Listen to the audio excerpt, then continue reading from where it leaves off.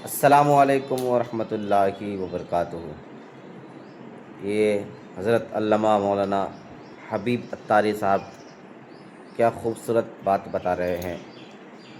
اللہ پر بھروسہ اور اللہ پر یقین، ان کی بات، ان کی تقریر سنیے، بہت بہترین اور خوبصورتی کے ساتھ بیان فرما رہے ہیں۔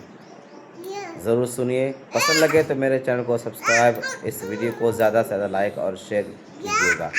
اور اے میرے پیارے اسلامی بھائیوں، آج کل ہمارا بہت بڑا مسئلہ کہ ٹرسٹ ڈیفیسٹ ہے۔ ہمیں دنیا والوں پر بھروسہ ہے، ہمیں رب پر بھروسہ نہیں ہے۔ ہم سب پر بھروسہ کرتے ہیں، ہم رب پر بھروسہ نہیں کرتے۔ ہماری جو ہے نا اللہ سے دوستی کمزور ہو گئی ہے۔ ہمیں لگتا ہے نہیں یار یہ مسئلہ کیسے ہے، جب تک یہ بندہ نہیں ملے گا نا، جب تک یہ فون نہیں کرے گا، جب تک اس سے میرا کانٹیکٹ ڈیولپ نہیں ہوگا، میرا کاروبار ہی نہیں بڑھے گا، میرا مسئلہ ہی حل نہیں ہوگا۔ یہ ہماری بھول ہے۔ میں آپ کو کچھ انشاءاللہ حدیثیں سناتا ہوں، پھر اس ٹاپک پہ مزید بات کرتے ہیں کہ اللہ کے حبیب علیہ الصلوۃ والسلام کیا فرماتے ہیں۔ اللہ کے نبی علیہ الصلوۃ والسلام فرماتے ہیں، یہ جو یہ توکل ہے نا، اس کے بارے میں آپ فرماتے ہیں کہ اگر تم ایسا توکل کرو کہ جیسا توکل کرنے کا حق ہے، تو اللہ کریم تمہیں ایسے عطا فرمائے گا جیسے پرندوں کو روزی عطا فرماتا ہے۔ اب یہ اتنے سارے پرندے ہیں، ان کی روزی کا انتظام کیا ہے؟ اتنا کمال کا یہ سٹڈی اگر آپ کریں، اور حدیث میں آیا نا کہ اللہ ایسے روزی دے گا جیسے پرندوں کو دیتا ہے۔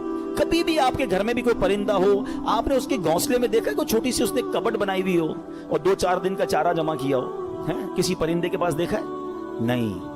اس کا مطلب یہ ہوا کہ 800 ارب پرندے اپروکسیمیٹلی ڈیلی صبح گھر سے نکلتے ہیں، اپنے درختوں سے اڑتے ہیں، اور جب شام واپس آتے ہیں ان سب کو اللہ پاک روزی دے چکا ہوتا ہے۔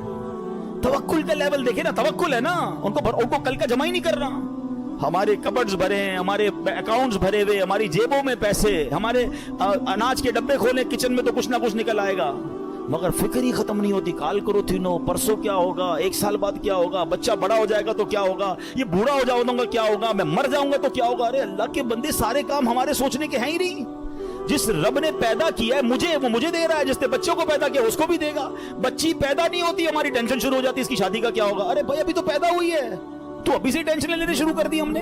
نہیں، اللہ پر بھروسہ، یقین، وہ کریم ہے، وہ مالک ہے، ساری دنیا کو عطا کر رہا ہے، مجھے بھی دے گا۔ بڑا خوبصورت جملہ علماء کہتے ہیں، وہ چونٹی کو کن دیتا ہے اور ہاتھی کو من بھی وہی دیتا ہے۔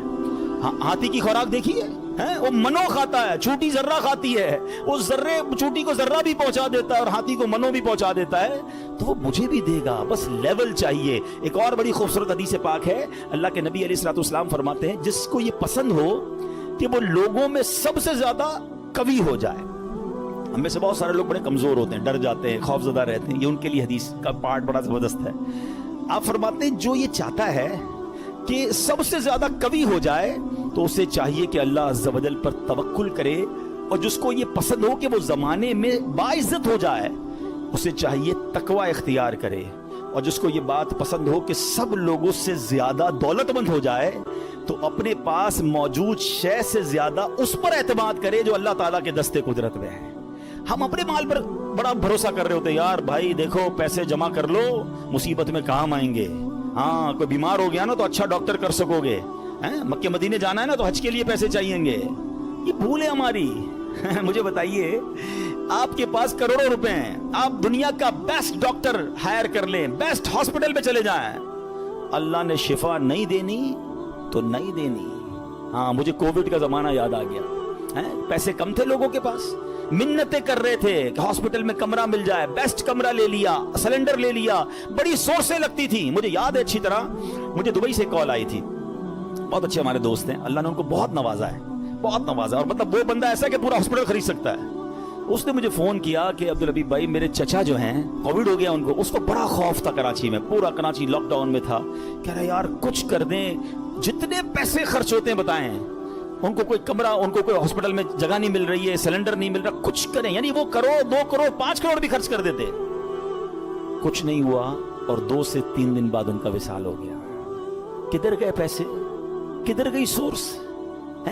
یاد رکھیے گا، اور آپ نے بھی دیکھا ہے، میں نے بھی دیکھا ہے، بندے کے پاس کچھ نہیں ہے، ڈاکٹر کہتے نہیں بچے گا۔ میں کل ایک مریض سے مل کے آیا ہوں، کبھی کہیں گے تو آپ کو انشاءاللہ یہاں لا کے ان سے بات کرواؤں گا۔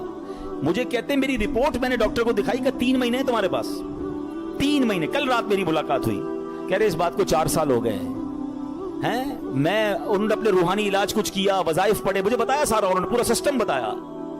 میرا رب چاہے نا, انہوں نے کہا اس کے بعد میں نے کوئی بایوپسی نہیں کرے, لیور کینسر, کہہ رہے تمہیں ٹرانسپلانٹ کرا لو ورنہ 3 مہینے. کہتے نہ میں نے بایوپسی کرائی نہ میں نے کیمو کرائی, مجھے کچھ وظائف ملے, میں نے وہ وظائف کیے. اللہ نے مجھے, آپ کے سامنے بیٹھا میری محفل میں میرا بیان سن رہے تھے, جسے اللہ رکھے اسے کون چکے. تو یہ توکل ہے نا, یہ جو اسباب پر پاگل ہوئے ہیں نا ہم لوگ. اچھا لوگ کہتے ہیں پیسے ہوں گے نا خوش رہیں گے, یہ بھی بے وقوفی ہے. میں اس مسجد میں آیا ہوں, یہاں بہت سارے امیر بیٹھے ہیں, کروڑ پتی بھی نظر آ رہے ہیں, شاید ارب پتی بھی ہوں گے.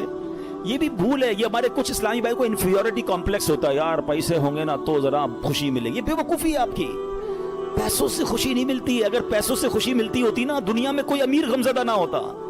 میں آپ کو ایک بڑی عجیب بات کہنے جا رہا ہوں, بڑی تجربے کی بات کہنے جا رہا ہوں. دنیا میں جو ہے نا ہر کوئی سخی نہیں ہوتا. زندگی کی گاڑی مسائل کے پہیوں پر ہی چلتی ہے. امیر کے دکھ اور ہیں, غریب کے دکھ اور ہیں.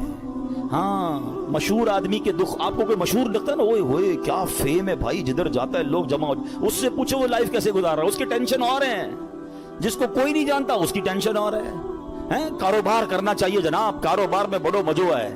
کاروباری کے دکھ اور ہیں, نوکری والے کے دکھ اور ہیں. تو یہ دنیا مسائل کے ساتھ ہی چلے گی. آپ کو اللہ کی رضا پر راضی رہنا ہے. آپ دوسروں کی مسکراہٹ دیکھ کر سمجھتے یہ سب سے زیادہ خوش ہے, کبھی بیٹھو اس سے اس کے دکھ پوچھو, پریشان ہو جاؤ گے. ہمارا تو کام ہی یہی ہے نا, آپ یقین کریں. کبھی کبھی کسی کے گھر جاتے ہیں نا, بڑا بنگلہ, وہ بڑا 15 کروڑ کی گاڑیاں کھڑی ہیں, باہر گارڈ کھڑے ہیں. بندہ بولے بھائی کمال عیش کی زندگی ہے, ڈرائنگ روم میں لے جا کے بولتا حاجی صاحب آپ سے ایک کام ہے, اور کان میں آ کے جب اپنا مسئلہ بتاتا ہے نا, بندہ بولے یار اس سے زیادہ تو میں سخی ہوں یار, اتنی بڑی ٹینشن میں بیچارہ. تو یہ نہ سمجھیں, یہ تو قرآن کا اعلان ہے. ہمیں ٹیسٹ دیا جائے گا, ہمیں آزمایا جائے گا. Be ready for that test. کیا کہتا ہے قرآن, وَلَنَبْلُوَنَّكُمْ بِشَيْءٍ مِّنَ الْخَوْفِ وَالْجُوعِ وَنَقْصٍ مِّنَ الْأَمْوَالِ. کمال دیکھیں, رب نے یہ فرمایا تمہیں عنقریب آزمائیں گے. اچھا یہ نہیں کہا کہ آزمائیں گے کسی بھی چیز سے, لسٹ بھی دے دی ہے, کوسچن پیپر ڈکلیئر ہے. وَلَنَبْلُوَنَّكُمْ بِشَيْءٍ مِّنَ الْخَوْفِ, تمہیں خوف آئے گا. کبھی دشمن کا خوف آتا ہے, کبھی بدنامی کا خوف آتا ہے, کبھی لگتا ہے یار یہ چیز خراب ہو جائے گی. والجوعی, تمہیں بھوک لگے گی, تمہارے پیسے کم ہو جائیں گے, غربت آ جائے گی. پھر کیا فرمایا, نقص من الاموال, تمہارے مال کم ہو جائیں گے, شپمنٹ خراب ہو جائے گی, کوئی مال لوگے وہ مال بیکار ہو جائے گا, آپ کا آرڈر خراب ہو جائے گا. ہوتا ہے کاروبار میں. پھر کیا فرمایا, الانفس والثمرات, تمہاری باڈی میں پرابلم آئے گی, چلتے چلتے بیماری آ جاتی ہے. بندہ کہتا ہے یار کچھ سب چیزیں سیٹ تھی, یہ کیا ہو گیا, یہ کیا نکلا ہے ٹیسٹ کے اندر, یہ تو ہونا تھا. پھر کیا فرمایا, والثمرات, تمہارے پھل خراب ہو سکتے ہیں. کیا خوبصورت قرآن نے پہلے سے بتا دیا ہے. مگر اس ٹیسٹ میں جو پاس ہوگا, کیا فرمایا, وبشر الصابرین, خوشخبری صبر والوں کے لیے. Be ready for that test. اور اس ٹیسٹ سے جب آپ گزر جاؤ گے نا, پھر کیا فرمایا, الذین اذا اصابتهم مصیبہ قالوا انا للہ وانا الیہ راجعون. جب ان پر کوئی مصیبت آتی ہے تو کہتے ہیں ہم اللہ ہی کا مال ہے, اللہ ہی کی طرف لوٹ جانا ہے. تو اللہ کرے کہ ہمارا یہ مائنڈ سیٹ بن جائے کہ جب ہمارے اوپر کوئی, ہمیں جیسے پتہ چلے یار لاس ہو رہا ہے, دشمن سامنے آ گیا ہے, کوئی باڈی میں پرابلم آ رہی ہے, کوئی ٹینشن آ رہی ہے, تو الارم بج جائے, میرا ٹیسٹ شروع ہو گیا ہے, میں نے وبشر الصابرین کا مجدہ لینا ہے, ان اللہ مع الصابرین کا انعام لینا ہے. میرا یہ ٹیسٹ ٹائم آ گیا ہے, اب مجھے ثابت قدم رہنا ہے, اب مجھے شکوہ نہیں کرنا ہے, اللہ کی رضا پر راضی رہنا ہے. یقین جانو جس دن آپ نے یہ ٹیسٹ پراپر پاس کر لیا, اس کے بعد ایسی خوشخبری ملنی ہے کہ آپ کی عقل حیران ہو جانی ہے.